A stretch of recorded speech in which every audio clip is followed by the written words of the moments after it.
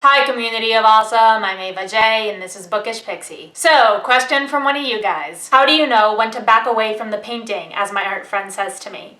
How do you know when it's done?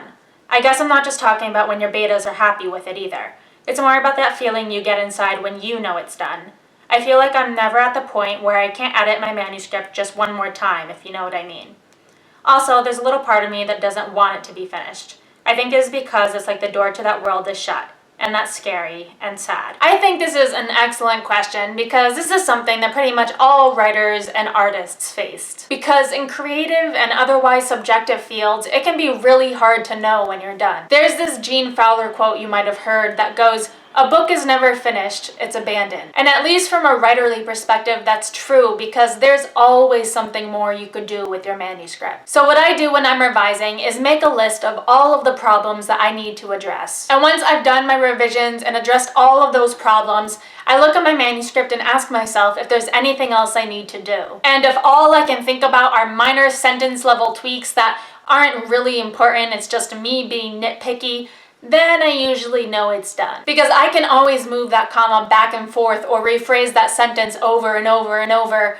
But if that's all I can really think of doing, then it's probably because there aren't issues there that I need to fix. Or at least there aren't issues there that I'm seeing that I need to fix. So for me, the key is to revise until I'm left with just the little nitpicky things that could go either way. Now I want to address the second part of this question too, about it being sad when you're done. Because yeah, that's partially true. I find that it's kind of bittersweet to finish a manuscript. But at least if you're intending to publish, you're not really closing a door. You're giving your book a new life of its own.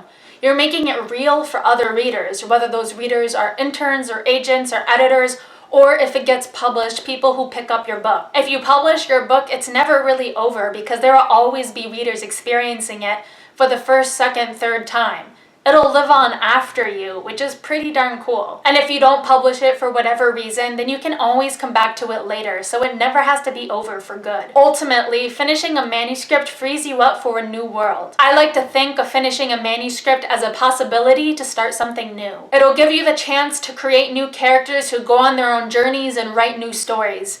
And the good news is that never gets old. So that's all I got for today. If you liked what you saw, don't forget to subscribe and comment, and I'll see you guys next week.